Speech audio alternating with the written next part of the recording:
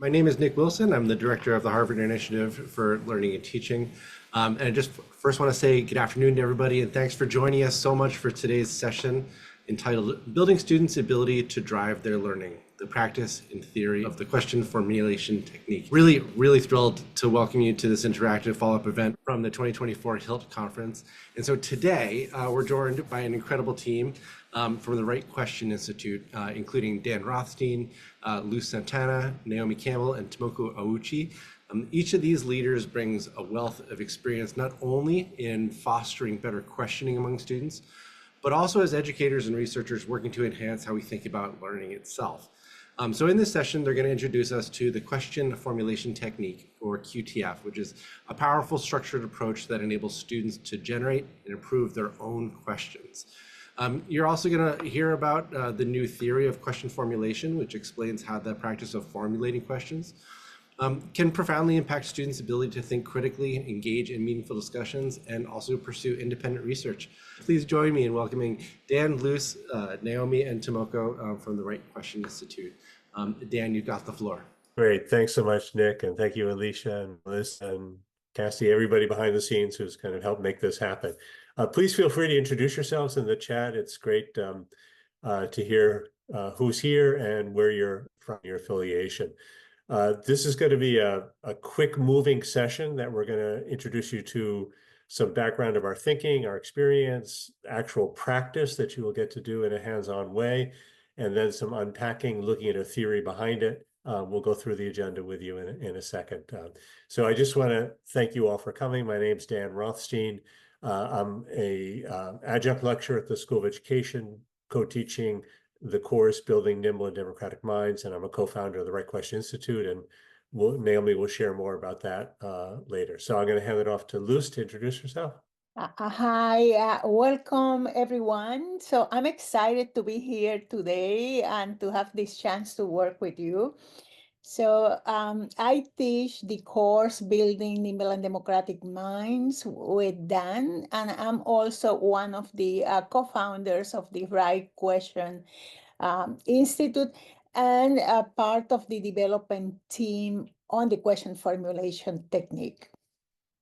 Hi, everybody. I'm Tomoko Ouchi. I'm very excited to be here today, and I work closely with Dan and Luz and support their course in spring. And I also work with higher education institution quite often. And hi, everybody. My name is Naomi Campbell. I'm actually a lawyer by training, a graduate of Harvard Law School. Before joining RQI, I worked at a migrant worker rights organization, and now I run RQI's legal empowerment program, primarily training legal professionals, but also social workers and direct service providers on how to play an educational role in serving their clients and how to help clients, especially in underserved communities, advocate for themselves and participate effectively in decisions. Again, this is building students' ability to drive their learning, the practice and theory of the question formulation technique. And I'll just quickly go over the agenda for today. So as Dan said, I'll give you some background on the Right Question Institute, and then we'll look at the connections between questions and learning. And then we're actually going to have you do some work. So this is a slightly unusual session in that it's very interactive, especially in this middle chunk. So we're going to walk you through the steps of what we call the question formulation technique. So you'll be doing some individual work and then also sharing in the chat box with each other. There'll be opportunities throughout to share in the chat box, so keep the comments coming. Tomoko will take you through a theory of question formulation for learning. We'll look at some examples of how to use the QFT in the classroom, and we'll do some next steps and question and answer at the end. So the Right Question Institute is a nonprofit organization. We have folks working all over, but we're based primarily in Cambridge. And the work of the Right Question Institute is to advance an educational strategy that makes it possible for all people to ask their own questions. So why questions, or more specifically, why what we call question formulation? We'll talk about what exactly question formulation means in a little bit. But we argue that the ability to formulate one's own questions is a fundamental skill, which is essential for better thinking, better learning, better research. It's essential for effective advocacy, participation, and holding decision makers accountable. And it's also a fundamental skill that's essential for democracy. In spite of all this, in spite of what we've seen it as being foundational and essential for these things, we see that the skill of question formulation is not ever deliberately taught. So that's our purpose as an organization, that's our mission, is to figure out how to teach this very fundamental foundational skill and to help others teach it as well. So our work started many years ago. Dan and Luce and others were working in Lawrence with primarily immigrant parents in a dropout prevention program. And while they were working with parents, the parents said, okay, well, we don't go to the school to advocate for our children because we don't even know what questions to ask. And so they thought, okay, wonderful, we're going to give you a list of questions. You're going to be able to go into the school and to advocate for your children.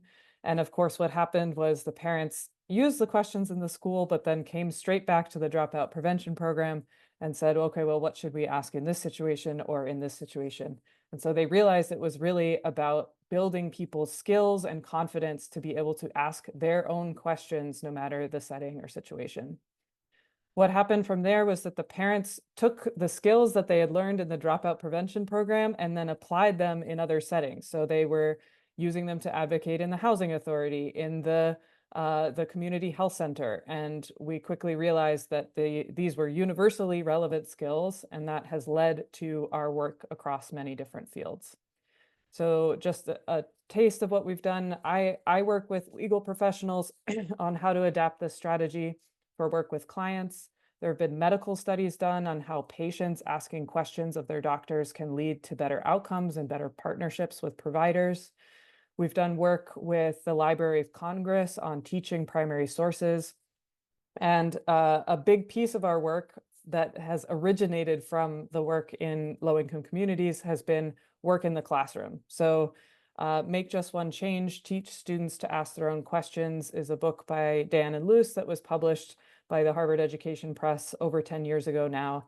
And it has led to the adoption of the QFT in classrooms around the world. And so we'll talk more about that. And we'll talk also about how this led to use of teaching students to ask questions, to ask better research questions in higher education as well. So I'm going to turn it over to Dan to talk a little bit more about the connection between question formulation and learning.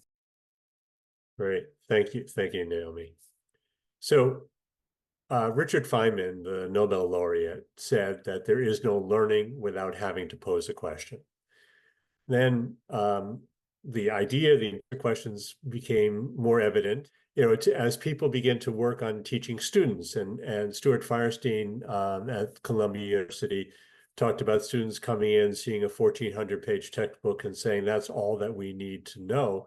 And he said, no, that's simply all that we know. What we don't know is much greater.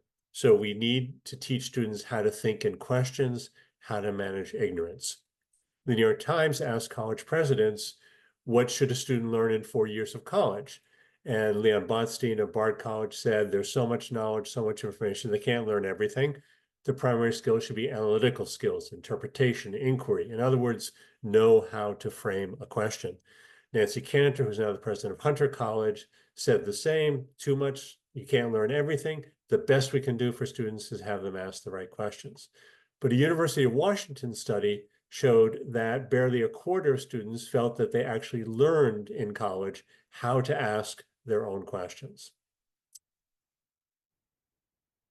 So this is the problem that we're addressing. We're going to work on that problem right now, and Luz Santana is going to lead you through a quick experience of the question formulation technique, and then we'll unpack the elements of teaching this skill. Okay, Luz, there you go. Thank you, Dan. And that was a good description because it will be fast-paced. And the goal will be to give you an overview, a sense of the different steps in the question formulation technique. And for this experience, you are going to need a Word doc or a computer document, so you will be able to document your questions. And make sure that you do that, because we are going to use the questions that are produced for different steps in the process. And at some point, we will ask you to share with other participants in the chat box. So can you move? Yeah. So with the question formulation technique, you will learn to produce your own questions, improve your questions, and strategize on how to use your questions. You will also reflect on what you have learned and how you have learned it. Okay, so let's go for it. So in order to do this exercise, there are some rules that we will be using to guide the process of producing questions. So the rules provide how to formulate the questions with very specific instructions.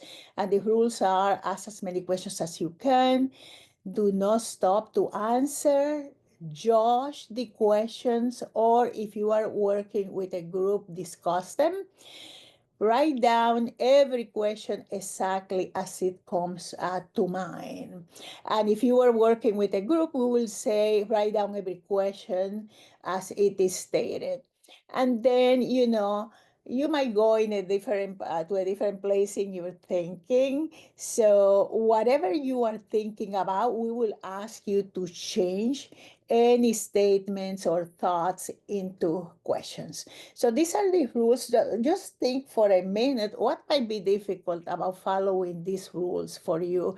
And I would like you to very quickly share in the chat box, and we are going to review just a couple of your comments. So what might be difficult about following these rules?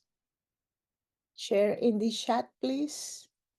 And I'll be reading out the comments as they come in. So I think it'll be difficult to not stop and judge the question. Fear of judgment, not judging the question. Thoughts don't come as questions. Hard not to self-censor. Judging the first thing that comes to mind, not stopping to think. Great. Thank you. Thank you. Thank you. Okay, so let's move on, please. So we are going to give you a topic or question focus you will be asking questions about. And when we put the question focus, what you are going to do is to follow the rules, ask as many questions as you can, do not stop to answer, judge, or discuss, write down every question exactly as it comes to mind, and change any statements into questions. And our question focus for today is: some students are not asking questions. So what I need you to do is to pull out a piece of paper to write down the questions, or a computer Word doc where you will be writing down the questions. And make sure that you don't miss any, okay? So let's go. You have 2 minutes to ask questions about some students are not asking questions. Please also number the questions as you are producing them.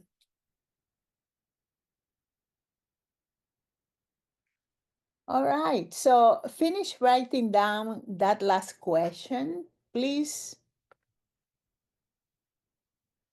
All right, so you have 2 kinds of questions on your list, and we are going to categorize them.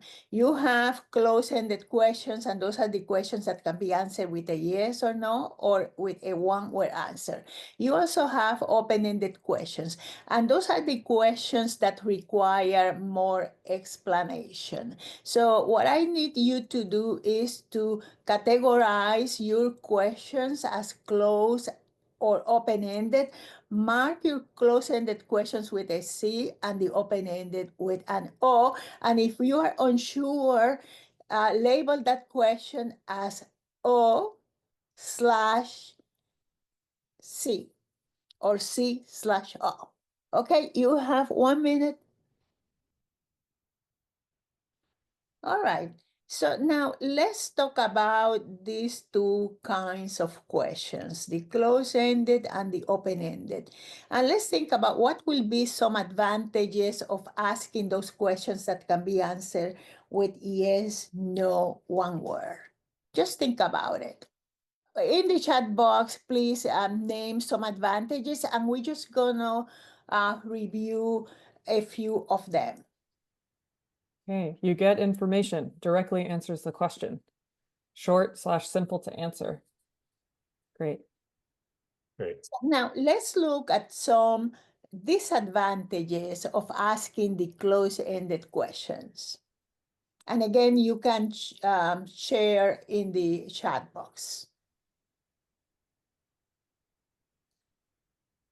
Disadvantages of the close-ended. A lack of context, doesn't leave room for context/nuance. Limited information received, doesn't open exploration of issues. Great. Thank you. So now let's look at the open-ended, and let's name some advantages of asking the open-ended.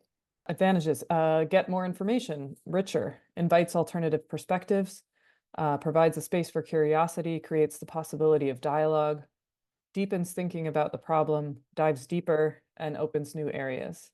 Thank you. So now let's look at some disadvantages of the open-ended. No quote unquote right answer. Harder to act on sometimes. Subjective. Potential for misunderstanding what is being asked, can be hard to respond to if it's a big question. Oh, I got a lot. Thank you. Sorry if I miss anybody. Can lead people off the focus. So as you can see, there are advantages and disadvantages in asking the close-ended questions, advantages and disadvantages of asking the open-ended. So what we are going to do now is to try to improve our questions. And what we're going to do is to take one close-ended questions and change it so it becomes an open-ended one. And as soon as you finish that, take an open-ended and change it so it will become an open-ended. And you have only 1 minute to do that.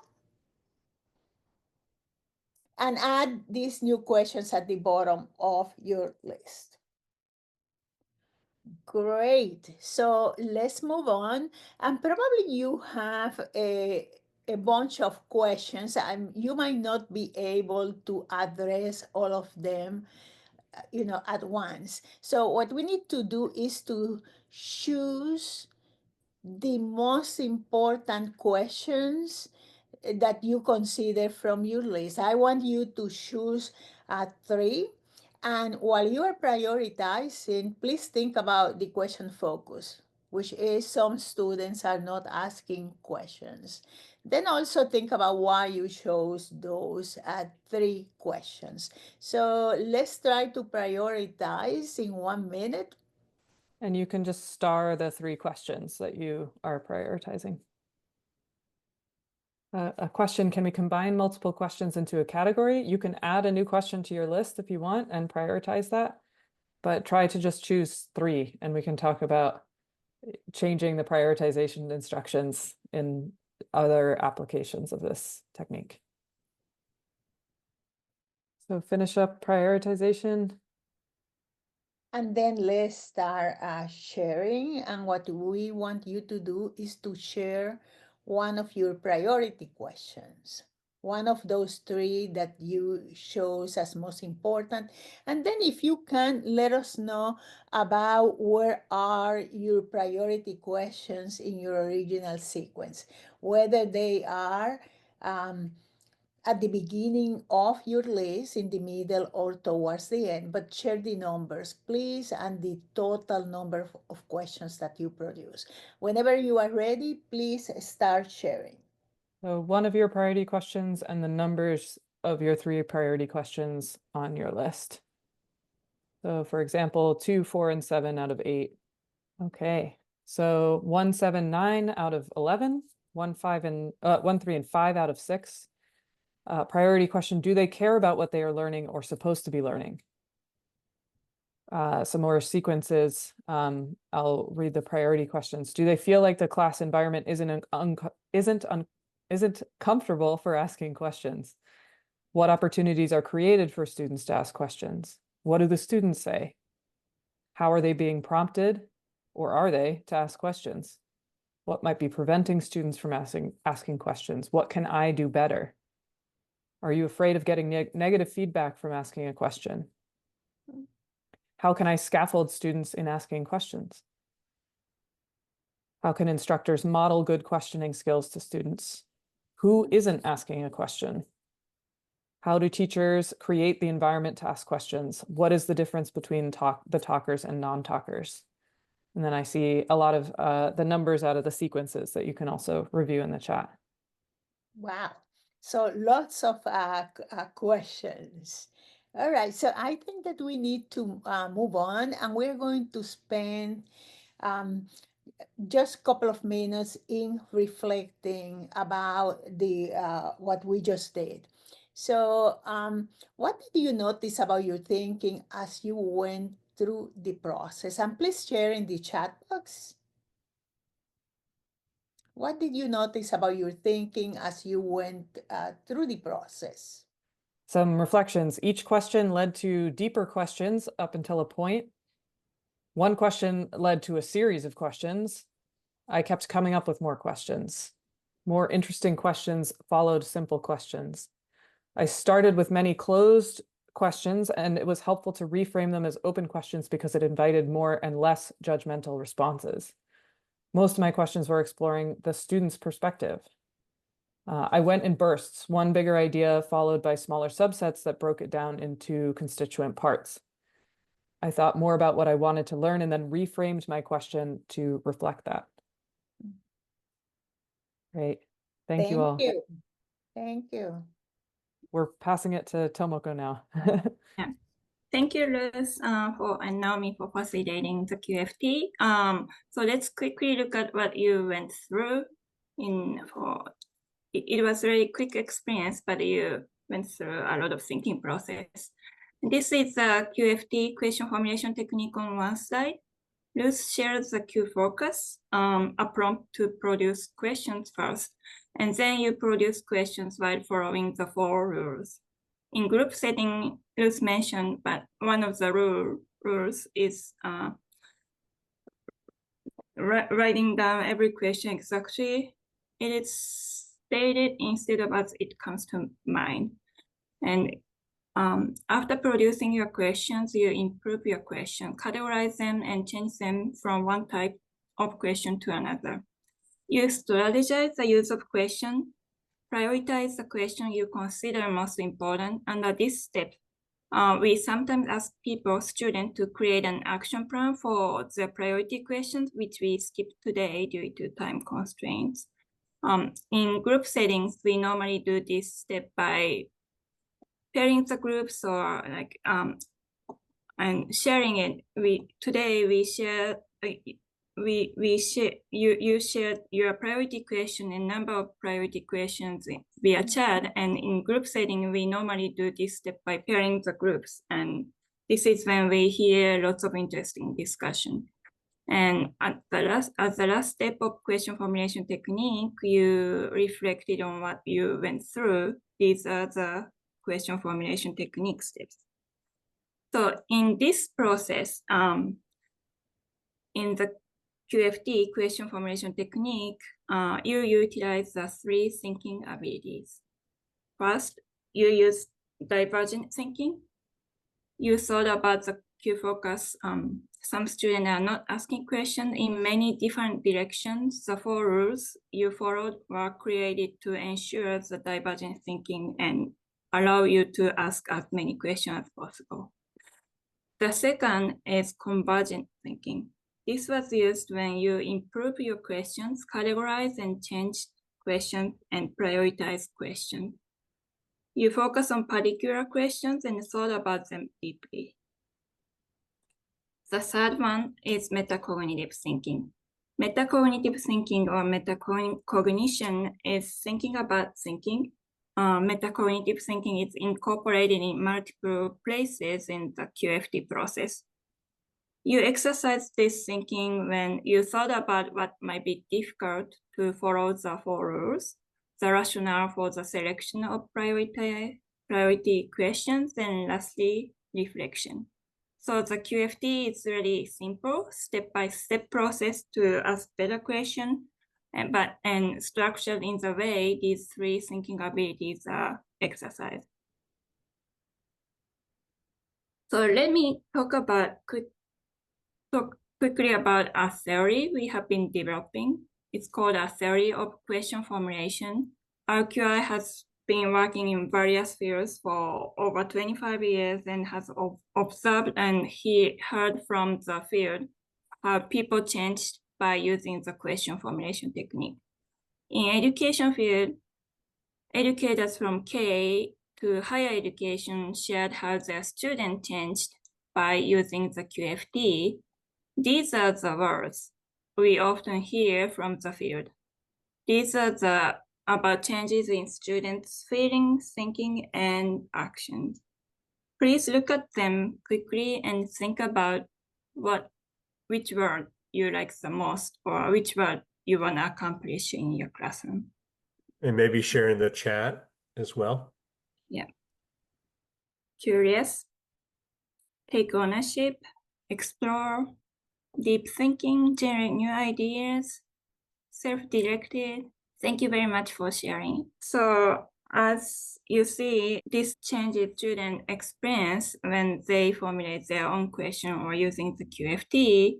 We have been observing this phenomena consistently and for many years. But several years ago, we started thinking about how best we can explain this phenomena of what happened and when people formulate their own question. Why do we observe these significant and consistent changes when people formulate their own question? The power of question formulation has not been sufficiently recognized. And as Naomi mentioned in the beginning of the session, the skill of question formulation has not been deliberately taught. So how can we address this problem? This is the main argument we are working on. And our answer to this is developing a theory. The theory is our solution to address the problem. Here is the theory definition. A theory explains what a phenomena is and how it works, and then predicts the occurrence of specific phenomena. And a theory consists of definition of terms or variables, interrelationship or core concepts, and domain. We understand that we want to make an argument to show the power of question formulation by developing a theory. That's how we studied. And here are the sources of our theory, theory of question formulation. We studied from what we had, qualitative data we had from our past work that illustrate observational changes in student and self-reported changes. We also had some research studies on RQI's work. We tried to label and categorize our qualitative data and reviewed past research studies on student questions and extensive research in education field, and iteratively refined an argument until it made sense the most to show the power of question formulation. This is how we develop a theory of question formulation. So now let me introduce our theory of question formulation. First, we try to define the term question formulation. We use the QFT. What is the essence of the QFT?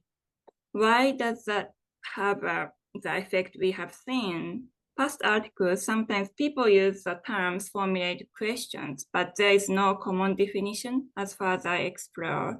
So we created the definition. As I explained previously, the QFT integrates the 3 thinking ability. If any of one misses, the effect can become smaller. So we include the 3 thinking ability in the definition of the question formulation. Here is our definition of question formulation: generating question divergently and then working to improve them through convergent and metacognitive thinking. Without some sort of jargon, we describe question formulation as working on one's own question by generating question broadly, thinking strategically about their question and reflecting upon their work with their own question. As a result of formulating one's own questions, so the theory of question formulation describes what happens when people learn to formulate questions, defined as in previous slide, the various impact reported in cognitive, affective, behavioral changes. We label and categorize into these. Here are many affective changes we heard, and these are the cognitive and behavior changes students go through when formulating questions. We categorize these into engagement, comprehension, and discovery. The impact of these changes is also reported. As a result of formulating one's own question, students become more purposeful, committed, persistent, and self-directed. This means students become more motivated. Also, students' thinking become more flexible, analytic, agile, and independent. It means their thinking become more nimble. In conclusion, when people formulate one's own question, they gain greater agency for learning. They have the capacity to drive their learning. They have relevant thinking skills, feel self-efficacy and motivation, and are able to drive their learning. This is the RQI's theory of question formulation for learning. This does not mean that you experience all of the bullet points in one practice of the question formulation technique, but I think you had some level of each of these main categories. And this meets the criteria of the theory we looked at and what is happening consistently and predictable way and shows interrelationship. With this organized argument to show the power of skill of question formulation, we like to contribute to the field so that people recognize the significant power of question formulation and shift the practice to deliberately teach the skill of question formulation. Now, Dan will share some QFT application in classroom. Thank you, Tomoko. There was a lot in that theory that's unpacking what we have seen and the kind of work that's being done. Now I'm going to show you what it looks like in a classroom. And we'll actually start right before students enter college. And we have examples from kindergarten all the way through graduate school. We're going to start with just a quick overview. So there are different purposes in using the QFT for introducing new content, formative assessment, research, summative assessment, peer review, skill development, problem solving, lots and lots of uses and applications. The question focus is a stimulus for jump-starting questions. And there's only one requirement for the question focus, and it should not be a question. That's because the way that learning happens very often in a classroom is that the instructor, the teacher, the professor asks questions of the students to stimulate their thinking. But if you actually want students to learn how to formulate their own questions, they need to be responding to a stimulus for their own questions. That's what the Q focus is. It's a big difference. So let's look at one example from a 12th grade classroom in a unit on the American presidency at moments of crisis. And the purpose was to engage students at the start of the unit and to help students select a topic for an independent project. This was done in 2015. Okay. So here's the question focus. Picture of Abraham Lincoln and this quote. Nearly all men can handle adversity, but if you really want to test a man's character, give him power. Here are some examples of their questions. How does power challenge one's morality? Should everyone have some type of power? Does power make people corrupt? What if the person who is qualified for power doesn't attain it? Goes on, how can we ensure that the good men, this is men referring to Lincoln's 1860s quote, how can power be obtained by adversity? Why are some people affected by power differently? And then the last one, if adversity supposedly makes you stronger, does that mean that power makes you weaker? So those are the questions generated from that focus. Students then, with that question, they took their questions and each one selected one question from the class list to work on throughout the unit.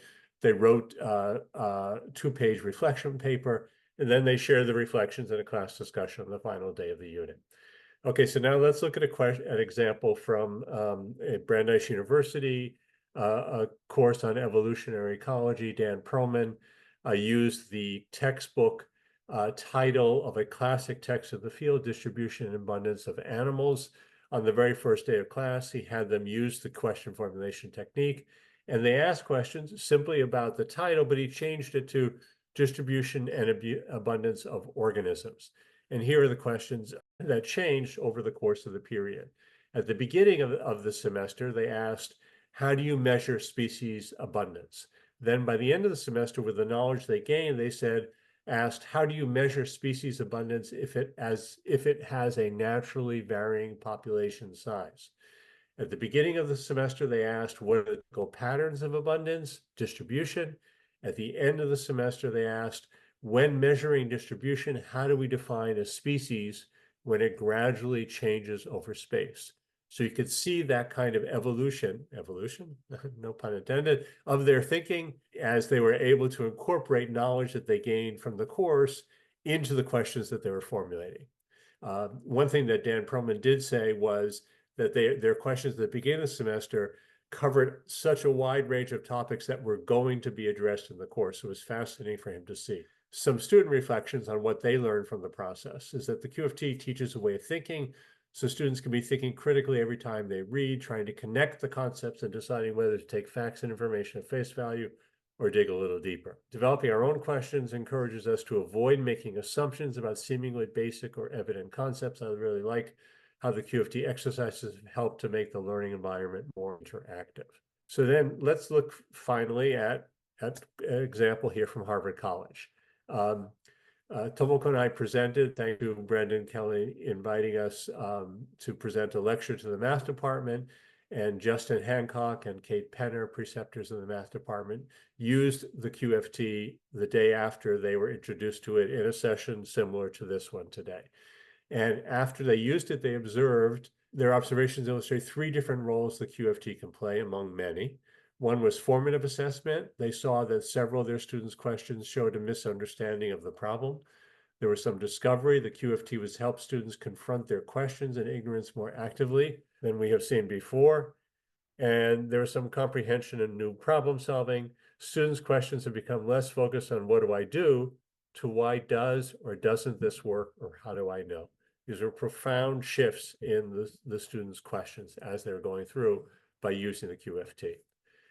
Okay, so those are some examples. And when we think about why question formulation is important, part of the work that we're doing here is that the ability to formulate one's own questions is a fundamental skill essential for better thinking, learning, and research.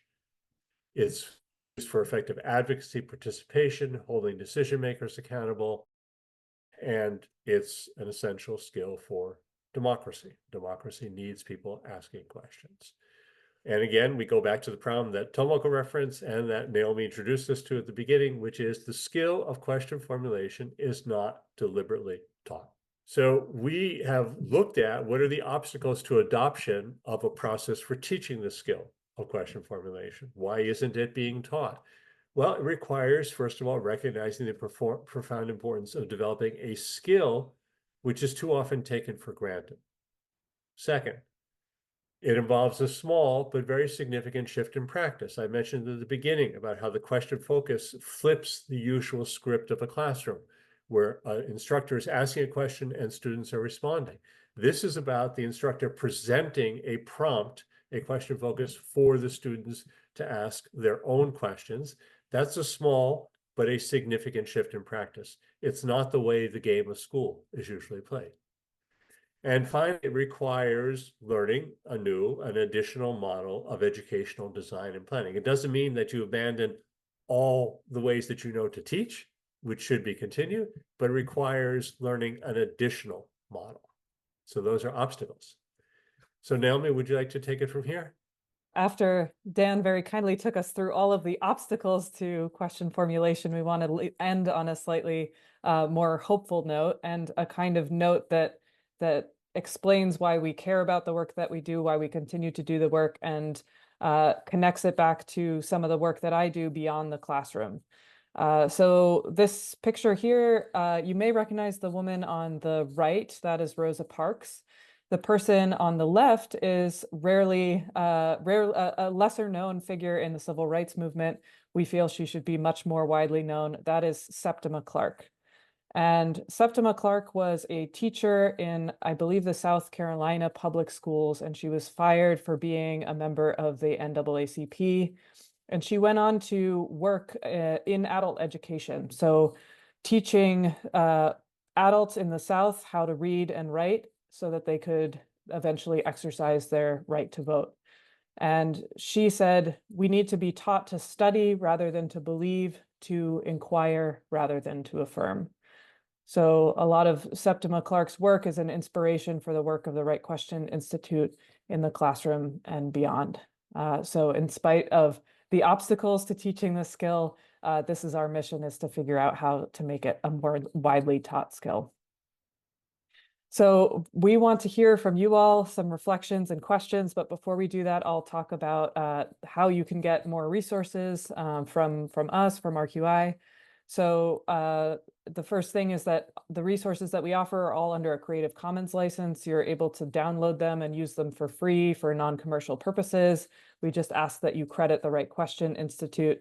And I think we will be sending out these slides afterwards, so you'll be able to access these links. But the library of resources can be found at rightquestion.org/RQI-resources. There's classroom examples, instructional videos, planning tools and templates. And then on the following slide, there's some links that we'll particularly highlight that might be helpful in getting started if you want to use the QFT in your own classroom. So there's a video of how it was used in a high school classroom, how it's facilitated, a lesson planning workbook, and a QFT PowerPoint template that we'll share. And I believe Tomoko has just shared these links in the chat as well. So these are all available for free when you sign on to our network. A couple of other resources and ways to find us. So the first is that we teach a course at the Harvard Graduate School of Education, A130, Building Nimble and Democratic Minds, a model for fostering agency and strengthening democracy. So Dan and Luz are instructors, Tomoko and I help out with the course, and we've gotten graduate students from all across the university, and an undergraduate student took our course last year. And staff as well. Staff. That's right. Also That's have- right. Staff. yeah. That's right. So we've gotten a really incredible group of people in that class, and people learn about how a model for doing this work, for building nimbler minds, for learning, and for building democratic minds. So if you know of anybody who might be interested, who are in your programs interested in this class, that's where you can find us at Harvard. And the other thing that we'll just mention is that we have resources from Harvard Education Press and the Professional Education Program at HGSE. So there's 2 online modules in the Professional Education Program. One is best practices in the question formulation technique, and the second is in a more advanced course, questions at the core, extending the question formulation technique to sustain an inquiry-based culture in schools. And then, as I mentioned before, there's a book that Dan and Luce wrote called Make Just One Change, Teach Students to Ask Their Own Questions. So again, we'll send out those slides afterwards. But for now, would love to spend the rest of the time together. We want to at first ask just a very general, broad, open-ended question. What did you learn? What did you learn from this session today? We'd love to hear some reflections, and then we'll also take questions. A practical technique for stimulating dialogue in classrooms. Thank you.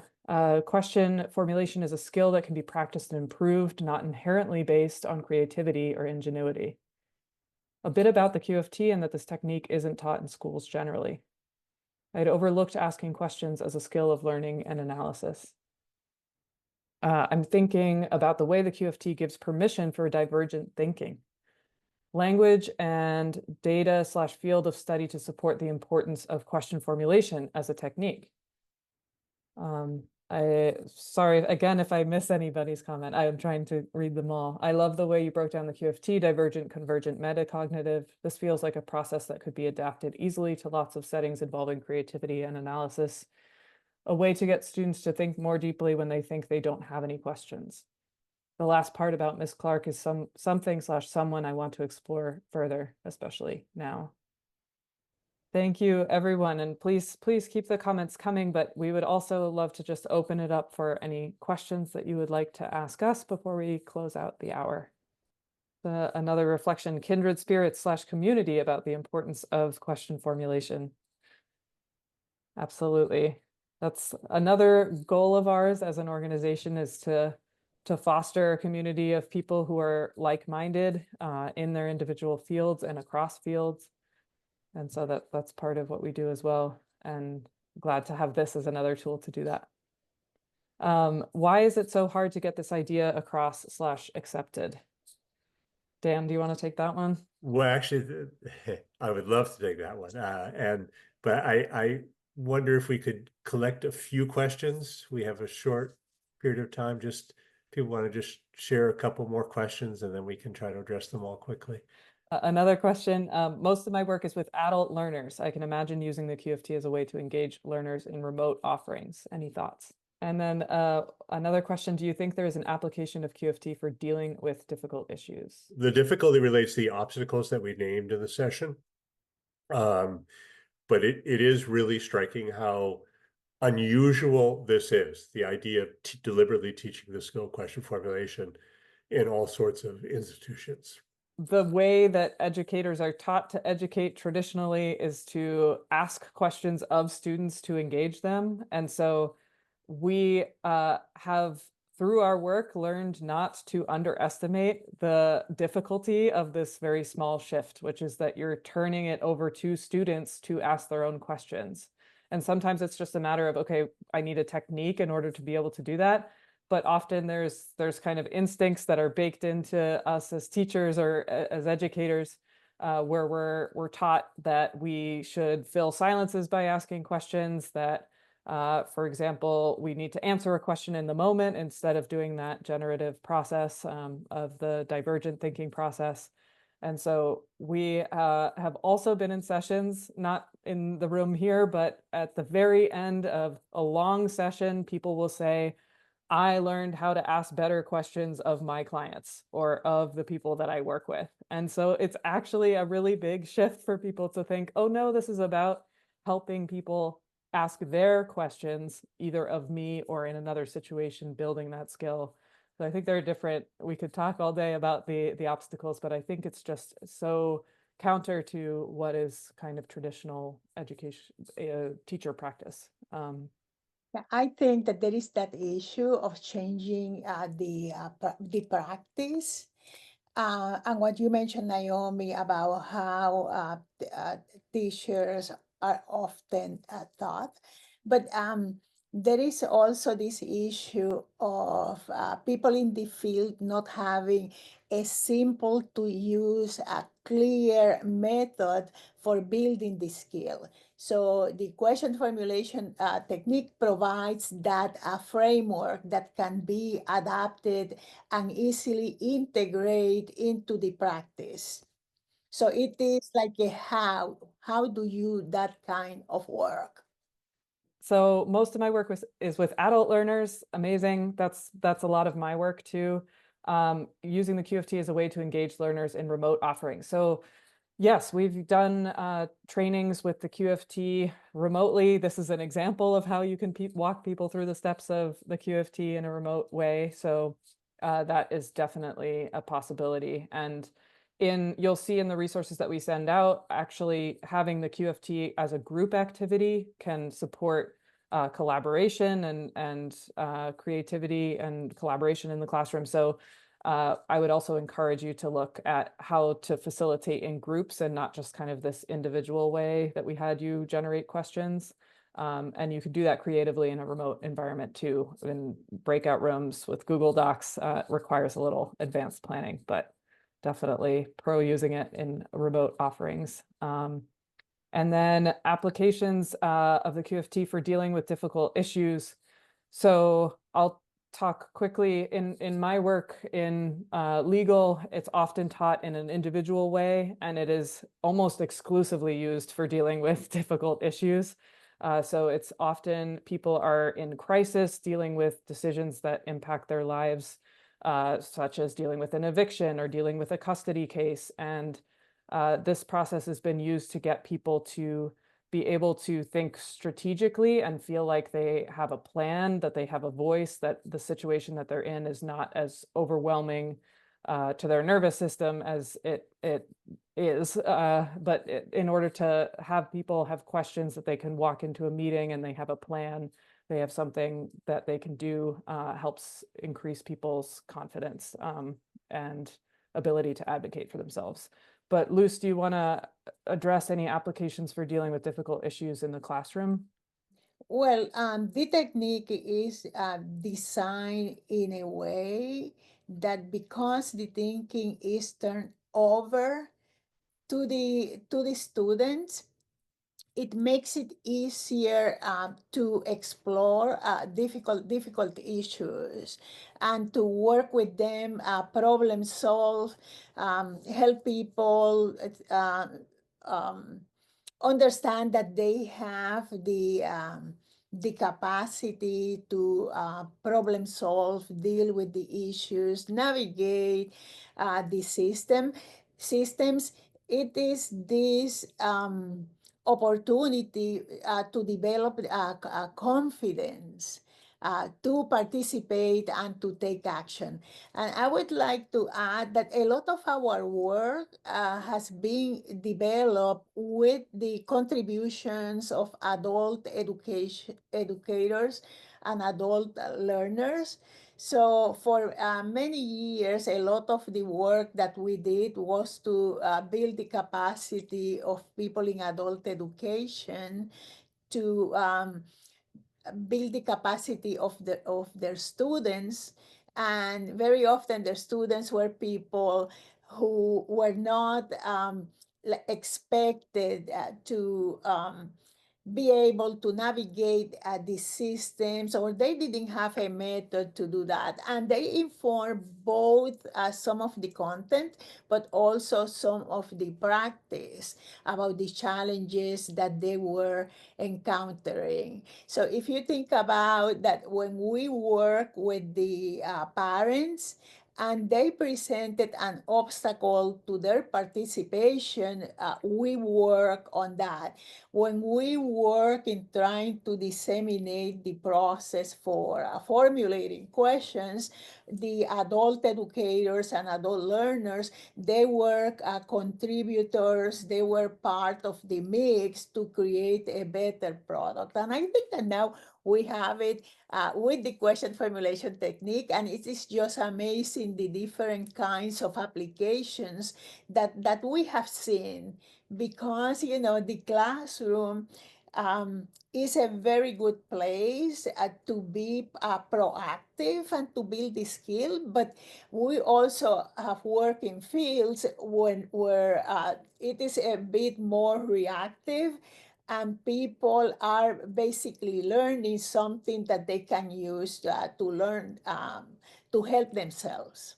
So and I think that that's part of the beauty of the technique, how flexible and adaptable it can be. People in the field can use it for many purposes. It could be to build capacity, to participate, to navigate systems, to explore issues, to learn more, to participate in democracy, to be more active participants in the community. But people in the field, either if it's education or social services or healthcare and others, they have this flexibility that they can adapt it to their needs. Yeah, I think as Lou said, we've learned so much from people in the field in how they've applied this and how they've made it work for their contexts. And I want to make sure that we get to another question where, so in a climate where critical analysis is viewed by some with suspicion, have you encountered such a charge, and how have you responded effectively? So I think it's interesting. I think this is a very interesting question. What we've seen in our teaching and learning team is that this has been a process that's used by a lot of teachers who are trying to think about how to teach critical analysis and are working in really difficult environments. So there's a lot of work that we've done with educators in rural areas, educators where this maybe there's a political charge around critical analysis. And I think because it is flexible and because it focuses on students generating questions, I think it has been an effective tool in those environments. But I think it does depend on the design of the question focus, and how you can actually prompt students to think abstractly about what they're learning about and about how they're learning it. And I think that has been key in kind of not being viewed with suspicion, as you say. So thank you all, and thank you again to Alicia and to all the folks who made this possible. Everyone, thank you so much. This was fantastic. And hopefully we'll see you again soon. Thank you all. Thank you, Nick. Thanks, everybody.